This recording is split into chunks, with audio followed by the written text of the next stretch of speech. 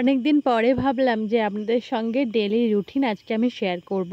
কিন্তু ভিডিওটা শুরু করতে করতেই অনেক দেরি হয়ে যায়, কারণ কাজ করতে করতে কখন যে এত বেলা হয়ে গিয়েছে আমি বুঝতে পারিনি। সকালে ঘুম থেকে উঠে স্নান করে ঠাকুর দিয়ে কাজে বসেছিলাম। কাজে থেকে উঠে দেখছি অনেকটাই বেলা হয়ে গিয়েছে, তার মধ্যে আবার বৃষ্টি পড়ছে। ওই জন্য জামা কাপড়গুলো নিয়ে ওখানেই আমি রেখে দিয়েছি আপাতত। তারপর ব্যাগ ট্যাগগুলো গুছিয়ে নিয়ে আমি এখন এসেছি রান্না করতে। বকবক করতে করতে ভিডিওর ইন্ট্রোটাই দিতে আমি ভুলে গিয়েছি। তো চলুন, hello everyone, welcome back to my channel. আমি রমা, আর আমার টিআরডি ব্লগে আপনাদের সবাইকে জানাই অনেক স্বাগত। আজকের ভিডিওর ভয়েসটা হয়তো আপনাদের কাছে অনেকটাই শান্ত লাগতে পারে, কারণ আমার মনটা খুব একটা ভালো নেই আজ, তাই মুডটা একটু অফ রয়েছে। তো চলুন, ছাড়ুন ওসব কথা। এখানে দেখুন, আপনাদেরকে দেখাচ্ছি একটা জিনিস। এখানে মাছ আর চিংড়ি কেটে ধুয়ে বেসিনে রেখে দেওয়া হয়েছিল। এটা কিন্তু প্রায় সময়ই হয়, এরকমই রেখে দেওয়ার পর কোথা থেকে যেন পিঁপড়েগুলো এসে হাজির হয়। আমি কি করি, এরকম মাছ কেটে রাখলে এটার মধ্যে একটু হলুদ এরমভাবে ছড়িয়ে দিয়ে রাখি।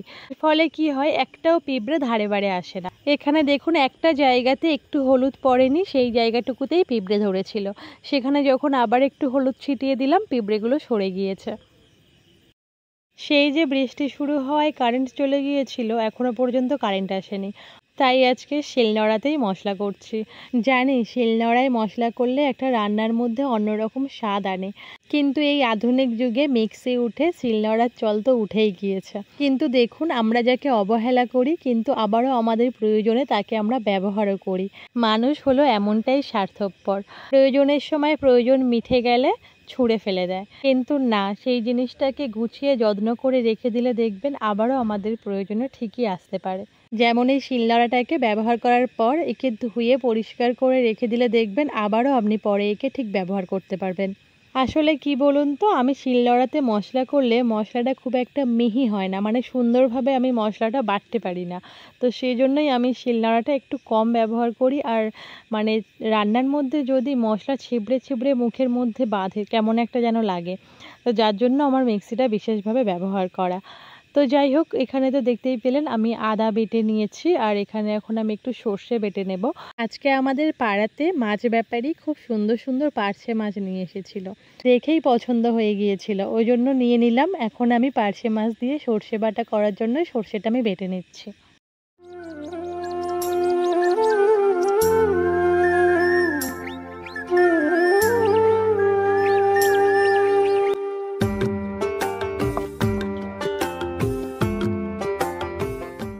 রান্না করার আগে যদি হাতের কাছে সমস্ত কিছু কেটে গুছিয়ে রাখা যায়, দেখবে রান্না করতে যেমন তাড়াতাড়িও হয়, তেমন ভালোও লাগে। তাই আমি রান্নার আগে সমস্ত সবজিগুলো কেটে ধুয়ে সুন্দরভাবে হাতের কাছে গুছিয়ে নিই। তো চলুন রান্নাটা এখন শুরু করা যাক।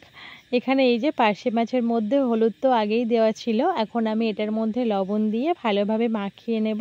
নিয়ে তারপর আমি পার্শে মাছটাকে আগে ভেজে নেব। সকালে কাজ করতে করতে অনেক বেলা হয়ে গিয়েছে বললাম না, যাতে তাড়াতাড়ি রান্না হয়ে যায় ওই জন্য দুটো ওভেনে দুটো কড়াই বসিয়ে দিয়েছি। দুদিকেই আমি রান্নাটা চাপিয়ে দেব। প্রথমেই আমি এই ছোট কড়াইটাতে মাছ ভাজার জন্য তেল গরম হতে দিয়েছি। তারপর ওই ধারে আমি দেব বেগুন ভাজা। তো ওই জন্য ওই কড়াইটাতেও আমি তেল দিয়ে দিয়েছি। এখানে বেগুনটাকেও আমি লবণ আর হলুদ দিয়ে মাখিয়ে নেব। তারপরেই তেলটা গরম হয়ে আসলে একদিকে মাছ আর একদিকে বেগুন ভাজাটা চাপিয়ে দেব। এখন ঘড়িতে বাজে ঠিক রাত 9টা, মানে আমি যখন ভয়েস ওভারটা দিচ্ছি। আমি ছাদের ওপরেই বসে বসে ভয়েস ওভারটা দিচ্ছিলাম, হঠাৎ বৃষ্টি শুরু হয়ে গেল। তো এখন আমি ঘরে এসে বসেছি, প্রচণ্ড জোরে বৃষ্টি হচ্ছে। আমি জানি না যে আমার ভয়েসটা ক্লিয়ারলি আপনাদের কাছে পৌঁছাচ্ছে কিনা, তবে আমি অনেকটা জোরে জোরে কথা বলার চেষ্টা করছি। আর এই দিকে হয়ে গিয়েছে কিনা এক কাণ্ড, বেগুন ভাজাটা চাপিয়ে দিয়ে আমি উনানের ভাতটা দেখতে গিয়েছিলাম। ওভেনের আঁচটা আমি কমাতেই ভুলে গিয়েছি, এসে দেখছি বেগুনগুলো সব পুড়ে গিয়েছে। দেখতেই পেলেন যে কেমন কালো কালো হয়ে গিয়েছে। দাঁড়ান, এটাকেও একটু উল্টে দিই, না হয়তো এটাও কোথায় পুড়ে যাবে। জানেন তো, আমি এমনি কাঁটা জাতীয় মাছ পছন্দই করি না, একদমই পছন্দ করি না খেতে আমি। কিন্তু এই যে পার্শে মাছটা সর্ষে আর পোস্ত দিয়ে ঝাল করলে আমার খুবই ভালো লাগে। পোস্ত তো হাতের কাছে এই মুহূর্তে পেলাম না, ওই জন্য ভাবলাম যে শুধু সর্ষে আর কাঁচা লঙ্কা দিয়েই করি আমি। তো চলুন, প্রথমে আমি এই রান্নাটা করে নেব, মানে আগে এই মাছের সর্ষে বাটাটা করে নেব, তারপরে অন্যান্য রান্না। তো মাছগুলো ভালোভাবে ভেজে আমি তুলে নিয়েছি। এখন কড়াইতে মানে মাছ ভাজার তেলেই আর কি দিয়ে দেব আমি কালো জিরে আর তেজপাতা। তেজপাতাটা লাল লাল হয়ে গেলে এটার মধ্যে আমি দিয়ে দেব চেরা করা 2টো কাঁচা লঙ্কা, আর কাঁচা লঙ্কাটা একটু ভেজে নিয়ে আমি তেলের মধ্যে দিয়ে দেব আদা বাটা। আদা বাটা তো তেলের মধ্যে দিলেই জানেনই আপনারা যে কেমনভাবে ছিটকায়। কথায় বলে যে একটু লবণ দিলে হয়তো ছিটকায় না অতটা, কিন্তু পরিমাণটা একটু কমে যায় কিন্তু ছিটকায়। তো সেই মতোই আমিও একটু লবণ দিয়েছিলাম। সেরকম কিছু একটা আমার তো মনে হয় না যে সেরকমই এই টিপসটা কোনো কাজে দেয়। তো যাই হোক, তারপর একে একে সমস্ত মশলাগুলো দিয়ে দেব, যেমন লঙ্কা, হলুদ। এখানে আমি একটু গুঁড়ো লঙ্কা ব্যবহার করেছি সুন্দর কালারটা আসার জন্য আর একটু বেশি ঝাল ঝাল হওয়ার জন্য। তো যাই হোক, তেলের মধ্যে আমি মশলাগুলো একটু নাড়িয়ে নিয়ে এখন আমি দিয়ে দিচ্ছি সর্ষে বাটাটা। এটার মধ্যে পোস্ত আমি দিইনি, ওই যে আগেই বললাম হাতের কাছে আমার ছিল না এই মুহূর্তে। তা না হতো আমি পোস্ত আর সর্ষেটা একসঙ্গেই বেটে নিতাম। তো এটা একটু ফুটে ফুটে উঠলে কিছুক্ষণ নাড়িয়ে নিয়ে আমি মাছ ভাজাটা দিয়ে দেব। মাছ ভাজাটা হালকা হাতে আমি একটু নেড়ে নেব এই মশলাটার সঙ্গে। তারপর আমি ওই যে সর্ষে বেটেছিলাম ওই সর্ষে বাটার বাটিটাই আর কি একটু ধুয়ে অল্প পরিমাণে জলটা আমি দিয়ে দেব। দিয়ে এটা ফুটে উঠলে ওপর থেকে সুন্দরভাবে কাঁচা সর্ষের তেল ছড়িয়ে দিয়ে আমি নামিয়ে নেব। আর হ্যাঁ, জল দেওয়ার পর আমি পরিমাণ মতন লবণটাও দিয়ে দিয়েছিলাম। আর এদিকে আমি এখন তুলে নিচ্ছি পোড়া পোড়া বেগুন ভাজা। ওটাকে আমি গ্যাস অফ করে রেখেই দিয়েছিলাম যে এই রান্নাটা করে নিয়ে তারপর আমি ওটা কড়াটা আর কি খালি করব। দেখতেই তো পাচ্ছেন আমার পার্শে মাছের সর্ষে বাটা পুরো রেডি হয়ে গিয়েছে। তেলও ওপর থেকে একটু ছড়িয়ে দিলাম।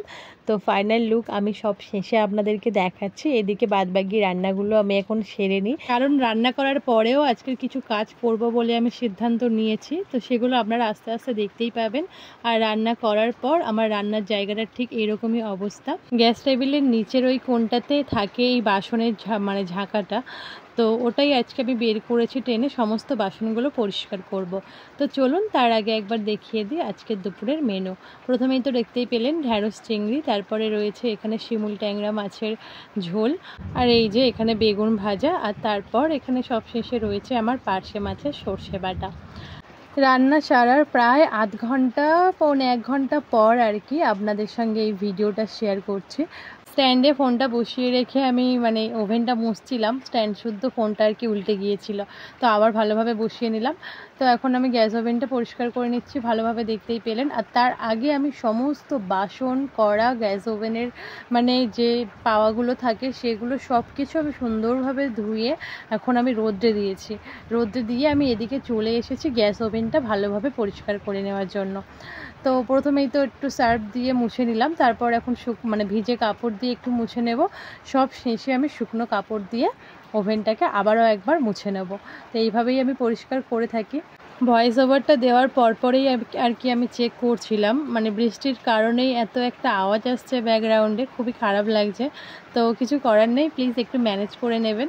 যেহেতু এখন বর্ষাকাল তো সবসময় বৃষ্টি হতেই থাকবে। গ্যাস ওভেন পরিষ্কার করা আমার প্রায় শেষের দিকে। শুকনো কাপড় দিয়ে আবারও একবার ভালোভাবে আমি মুছে পরিষ্কার করে নেব। তো চলুন আপনাদেরকে দেখিয়ে দিই পরিষ্কার করার পর ঠিক কেমন লাগছিল রান্নার জায়গাটা। এই যে গ্যাস ওভেনের পাওয়াগুলো লাগিয়ে নিয়েছি, আর ঠিক পাশে রয়েছে একটা বেসিন। এটাতে যদিও ট্যাপ সিস্টেম নেই, তবে জল টল ফেলার ক্ষেত্রে ভালোই সুবিধা।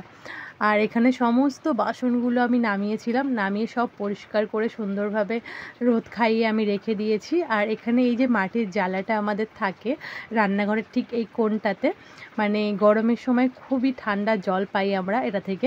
যদিও এই ট্যাপটা নিয়ে একটু সমস্যাতে পড়েছি, মানে কল যেটা আর কি কলের যে জায়গাটা ওটা থেকে না জল টপতেই থাকে কন্টিনিউ। বেশি দিন হয়নি, 1 বছর বোধহয় হয়েছে, আমার ঠিক মনে পড়ছে না। তারপরেই এই সমস্যাটা দেখতে পাচ্ছি।